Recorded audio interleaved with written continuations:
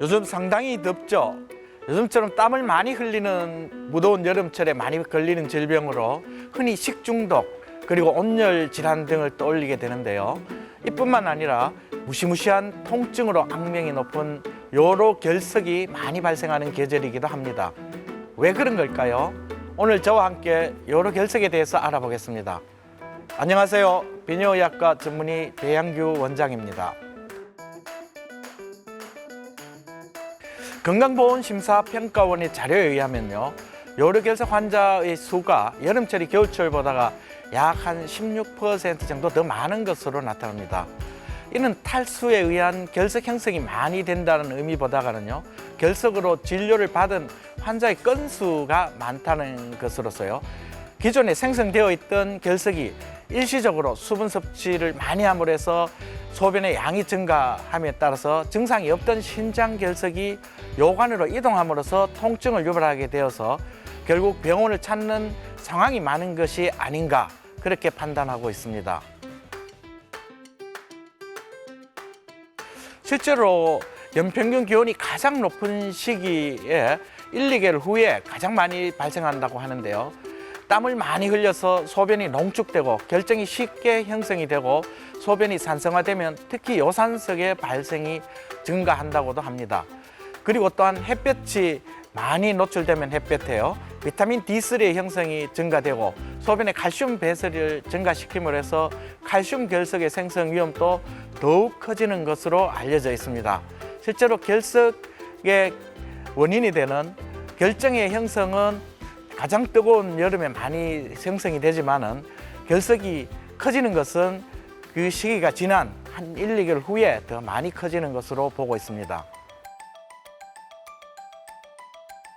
요로결석은 7,000년 전 미라에서도 발견될 만큼 아주 오래전부터 내려오는 질환인데요. 사람들은 평생을 살아가면서 약 10명 중 한두 명은 결석을 앓고 간다고 하는 보고도 있습니다. 매년 200명 중 1명꼴로 새로운 요로결석 환자가 발생한다고 보고 있고요. 비뇨의학과 입원 환자 중에 약 한 25 내지 30%를 점유하고 있습니다. 성별로는 남자가 여자보다가 2배 내지 3배 정도 많고, 나이로 봐서는 20대에서 40대가 가장 많은 것으로 보고 있습니다. 우리나라도 외국과 발생률이 비슷하다고 본다면요, 유병률로만 추정한다면 약 200만 내지 300만 명 정도의 요로결석 환자가 있다고 보고 있습니다. 요로결석이라는 그것은 신장, 요관, 방광, 요도, 이것을 요로라고 말하죠. 여기에 생긴 자연계 결석처럼 단단한 모든 응결물을 말합니다. 요로결석을 이루는 성분은 정상적으로 소변에 포함되어 있는데요. 이들 성분이 여러 이유로 농축이 되고 작은 결정을 이루고 결정이 켜져서 요로결석이 생성된다고 보고 있습니다. 소변이 지나가는 길이면 결석이 다 생길 수 있는 건가요? 처음 결석이 만들어지기는 소변이 만들어지는 신장이 가장 많습니다만은 실제로 요로결석은 소변이 지나가는 길이라면 어디든지 존재할 수 있습니다. 처음 진단 시에 결석이 발견되는 위치에 따라서 병명을 붙이게 되는데요. 신장 결석이 약 한 25%, 요관 결석이 68%, 방광 결석이 5%, 요도 결석이 1% 정도의 빈도를 보이고 있는데요. 실제로 발생은 신장이 가장 많지만은 요관 결석의 빈도가 가장 많은 이유는요, 신장에 있는 결석은 별로 증상이 없지만은 요관에 있을 때 증상이 심하게 나타나기 때문에 병원을 찾는 빈도가 요관 결석이 가장 많기 때문에 실제로 빈도 수는 요관 결석이 가장 많은 것으로 나타나 있습니다. 요로 결석이 가장 근본적인 원인은 소변 속에 있는 결석 성분의 농도가 높아지는 것인데요.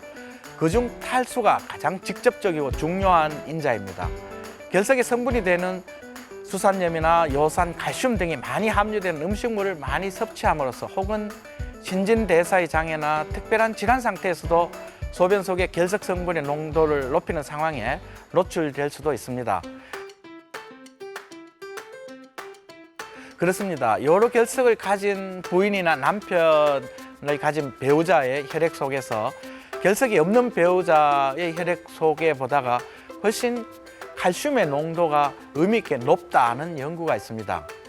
이러한 이유는 요로결석이 가족력이 가장 강한 질환인데 이는 유전적인 요인에 대해서 식이나 생활 환경도 아주 중요한 원인이 될 수 있는 것이 아닌가 그렇게 추정하고 있습니다.